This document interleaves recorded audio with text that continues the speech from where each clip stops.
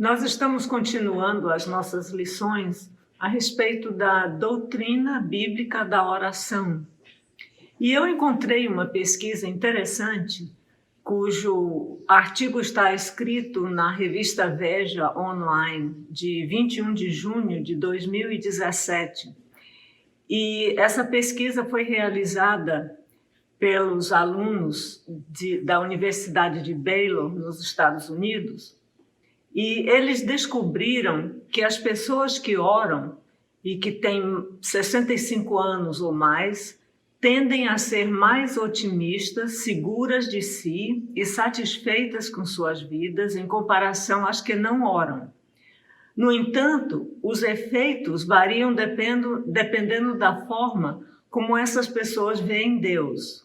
As pessoas que percebem Deus como amoroso ou íntimo são mais propensas a encontrar felicidade a partir da oração que aquelas que veem Deus como exigente e distante de si.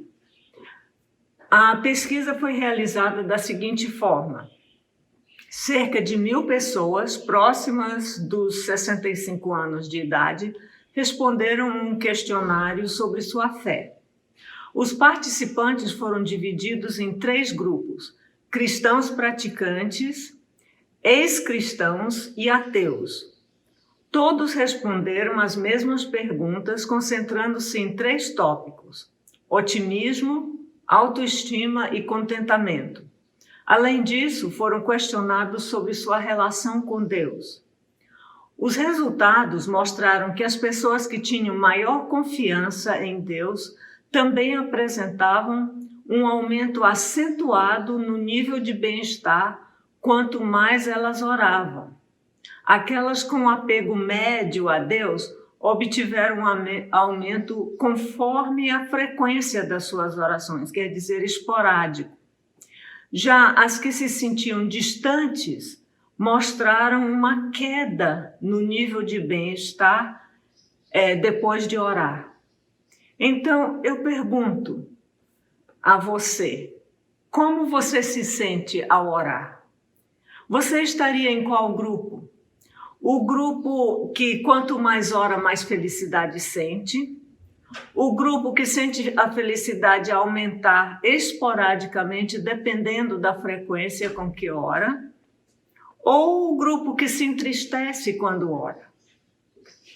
O número de livros à venda sobre oração é testemunha do fato de que há alguma dificuldade e frustração por parte de algumas pessoas, ou muitas pessoas, em relação à oração.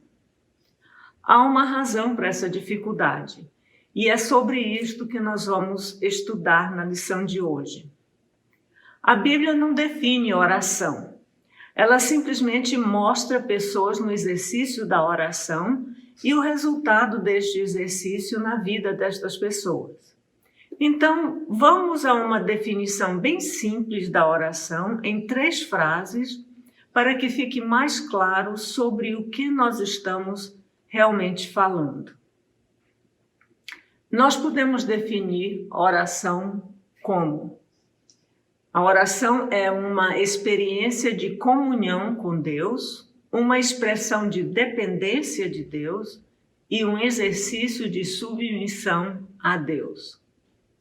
Se a oração, por definição, tem a ver com Deus, então é a Bíblia que vai nos ajudar a entender as dificuldades que temos. Vamos ao início de tudo. O livro de Gênesis nos conta que Deus criou o universo e tudo o que tem no universo.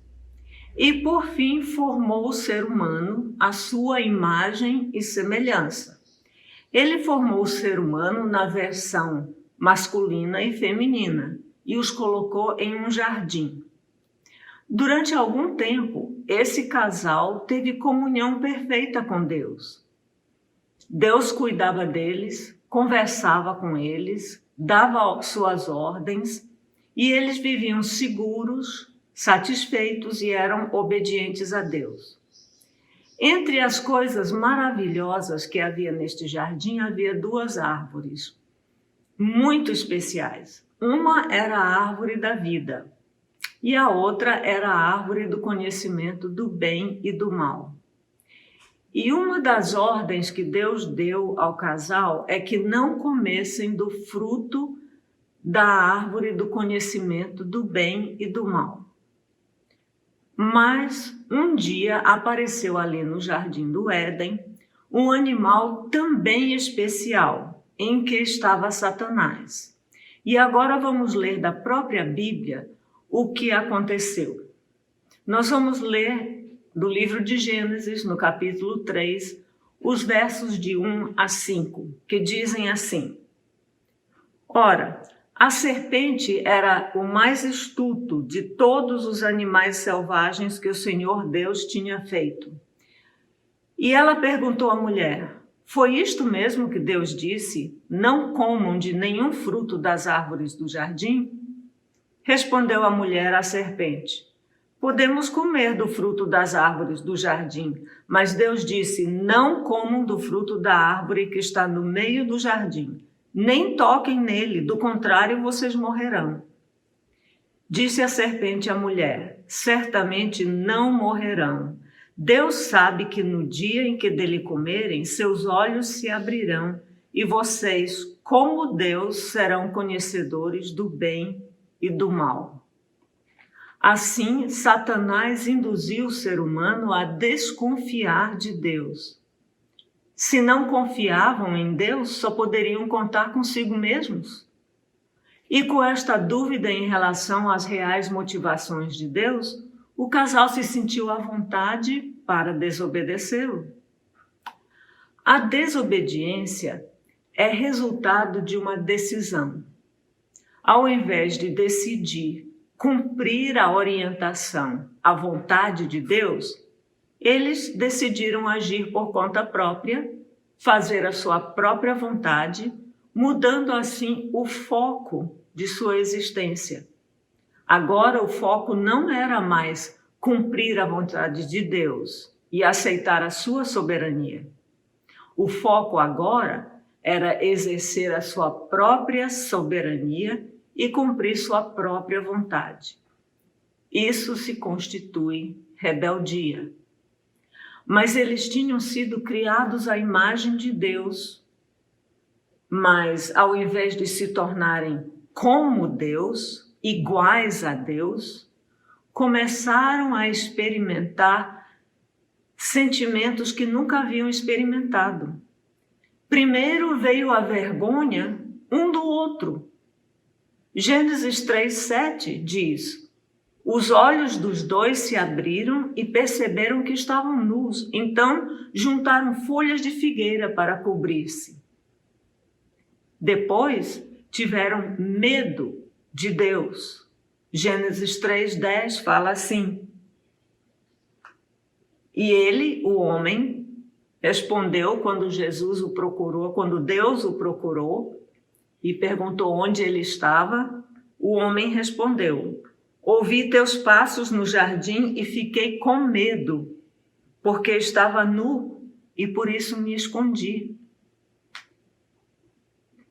O medo faz com que o ser humano passe a considerar Deus seu inimigo. E ele passa a disfarçadamente culpar Deus pelas suas circunstâncias. Vejamos o que diz o restante da história, em Gênesis 3, de 11 a 13. Diz assim: E Deus perguntou: Quem me disse que você estava nu? Você comeu do fruto da árvore da qual lhe proibi comer? Disse o homem: Foi a mulher que me deste por companheira que me deu o fruto da árvore e eu comi.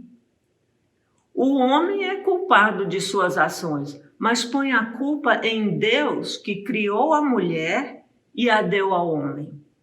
Lembra o quanto ele a achou uma bênção no passado?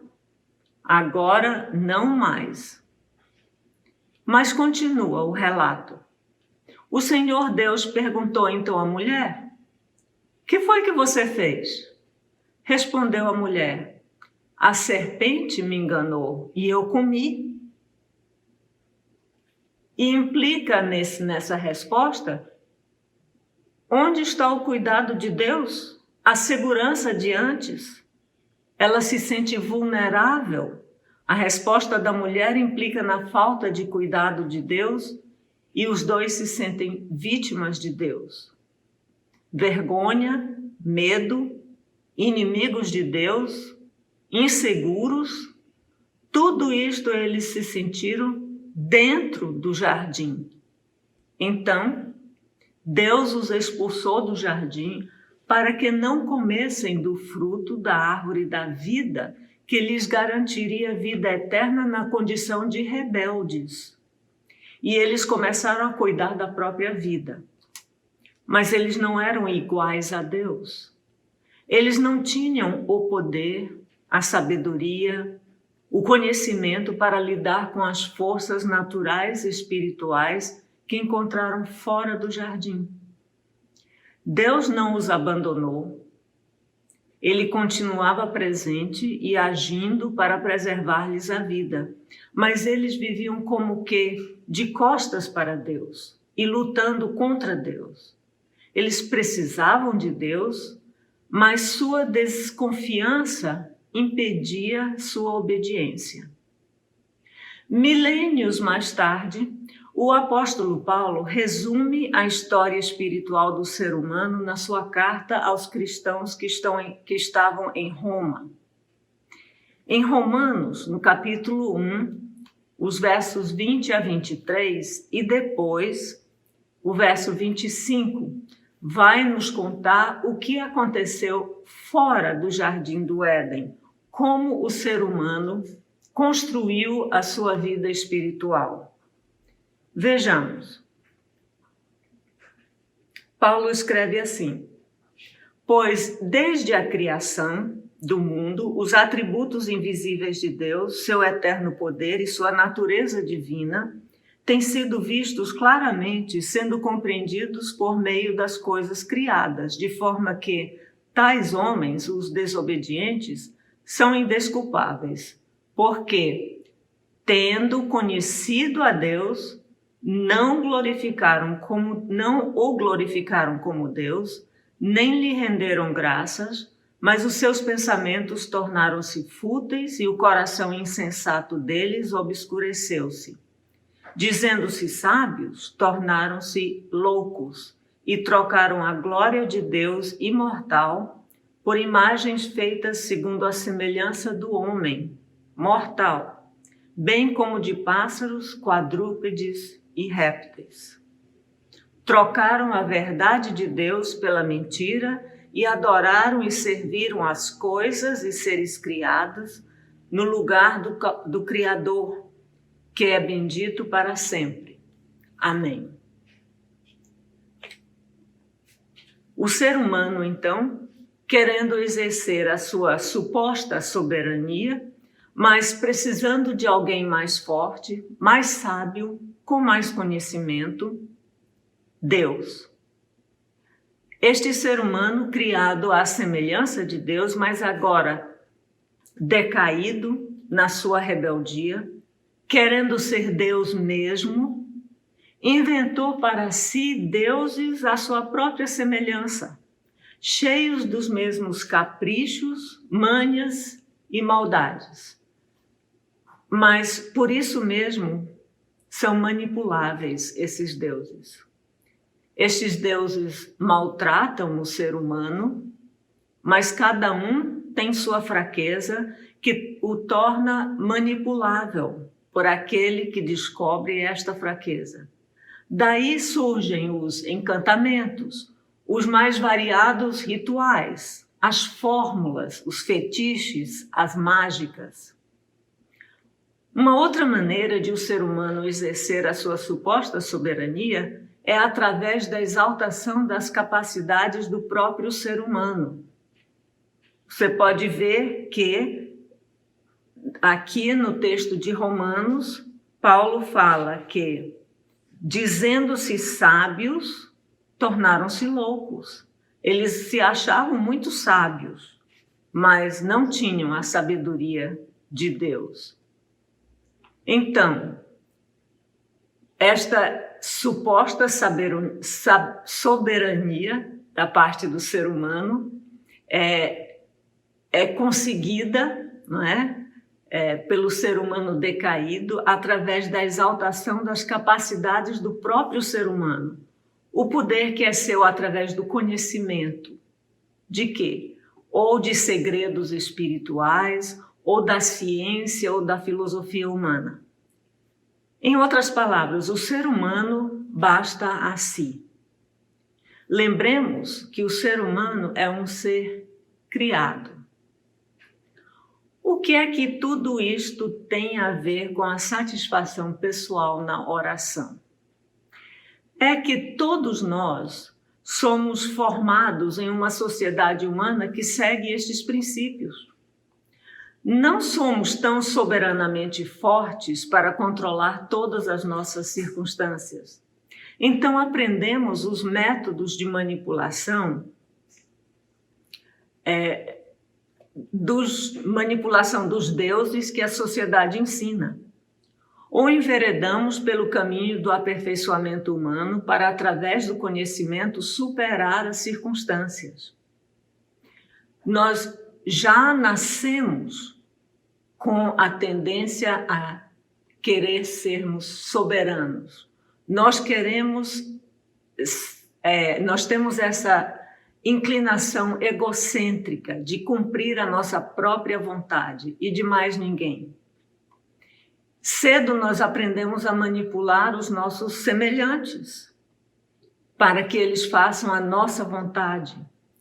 Então, este é o curso natural do ser humano. Nós somos assim. Mas, assim, nós somos filhos naturais do casal do Jardim do Éden. Ao chegarmos a Jesus Cristo, nós encontramos este homem em outro jardim, o jardim de Getsemane. Algumas horas antes de ser crucificado, em meu lugar e o teu, ele está orando. Vejamos como relata Mateus. Em Mateus 26, de 36 a 39, nós lemos assim. Então Jesus foi com seus discípulos para um lugar chamado Getsemane e lhes disse: sentem-se aqui enquanto vou ali orar. Levando consigo Pedro e os 2 filhos de Zebedeu, começou a entristecer-se e a angustiar-se. Disse-lhes então: a minha alma está profundamente triste, numa tristeza mortal. Fiquem aqui e vigiem comigo. Indo um pouco mais adiante, prostrou-se com o rosto em terra e orou: meu Pai, se for possível, afasta de mim este cálice. Contudo, não seja como eu quero, mas sim como tu queres. Que diferença radical! O homem que orava neste jardim chama Deus de papai e se submete à soberania deste Deus, mesmo que isto o levasse a experimentar a morte. Sim, nós somos filhos naturais do casal do Jardim do Éden, mas se somos discípulos do homem do Jardim de Getsemane, nós aprendemos a confiar neste Deus a quem ele orou, a nos submeter em oração à vontade de Deus, do Deus soberano, a quem nós também chamamos de Pai. Quanto maior a nossa confiança em Deus, maior será a nossa submissão e o resultado será cada vez maior satisfação na oração. Então, podemos orar assim: Senhor Jesus, aumenta a nossa confiança no Pai. Amém.